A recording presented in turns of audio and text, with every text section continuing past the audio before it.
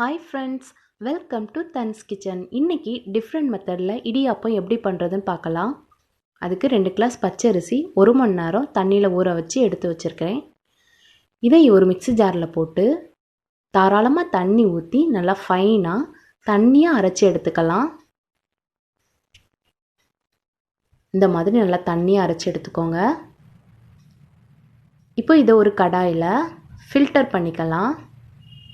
ஏன் ஃபில்டர் பண்ணுறோம் அப்படின்னா, ஏதாச்சும் அரைப்படாத அரிசி குருணை இருந்துச்சுன்னா அது ஃபில்டர் ஆயிரும். அப்போ தான் நம்மளுக்கு இடியாப்பம் புளியும் போது ஈஸியாக சாஃப்டாக வரும்.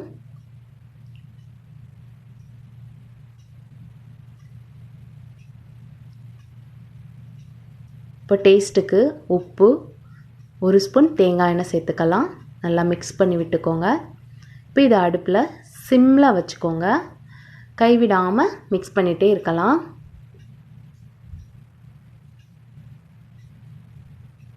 மாவு இறுகி வருது. மாவு நல்லா சேர்ந்து கண்ணாடி பதத்தில் இருக்கணும். அதான் கரெக்டான பக்குவம். மாவு ஓரளவு நல்லா ஒன்றாயிருச்சு. இப்போ இதை கீழே இறக்கி வச்சு நல்லா மிக்ஸ் பண்ணிக்கலாம். மாவு நல்லா சேர்ந்துருச்சு. இப்போ கையில் எண்ணெய் தொட்டு நல்லா சூடோடு நல்லா பனைஞ்சிக்கலாம்.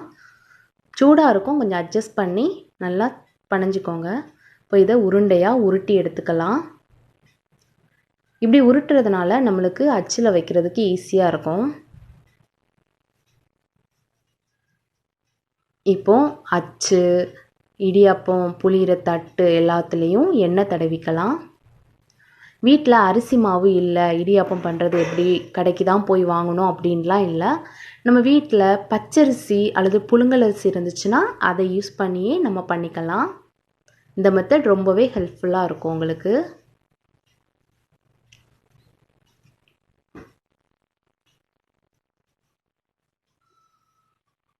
இப்போ நம்ம அச்சில் எடுத்து வச்சுக்கலாம். நீங்கள் இந்த மெத்தட் ஃபஸ்ட் டைம் பார்க்குறீங்க அப்படின்னா கமெண்ட் பண்ணுங்கள்.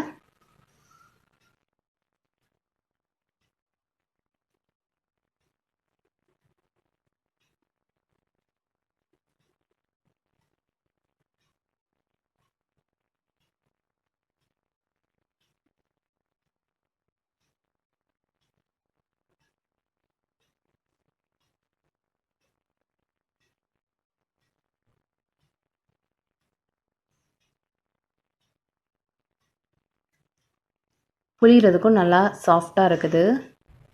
சூடோடே புளியுங்க. கொஞ்சம் ஆறிடுச்சுனாலும் மாவு இறுக்கம் கொடுத்துரும், அப்புறம் டைட் ஆயிரும் புளியறதுக்கு.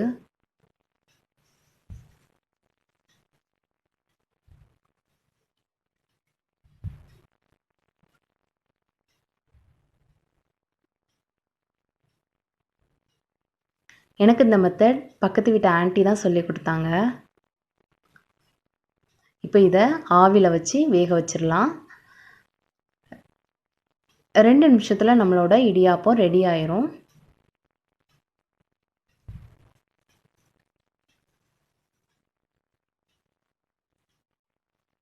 இடியாப்பம் ரெடி ஆச்சுங்க. இப்போ இதை கீழே இறக்கி வச்சுக்கலாம். ஆறுனதும் வேறு பவுலில் மாற்றி வச்சுக்கலாம்.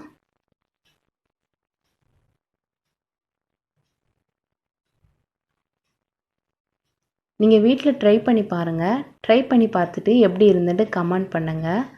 நாங்கள் இன்றைக்கி இடியாப்பத்து கூட பால், சர்க்கரை சேர்த்து சாப்பிடுவோம். அப்படி இல்லைன்னா குருமா வச்சு சாப்பிட்லாம். நீங்கள் எப்படி சாப்பிடுவீங்கன்னு கமெண்ட் பண்ணுங்கள். உங்களுக்கு இந்த வீடியோ பிடிச்சிருந்துன்னா லைக் பண்ணுங்கள், ஷேர் பண்ணுங்கள், சப்ஸ்கிரைப் பண்ணுங்கள்.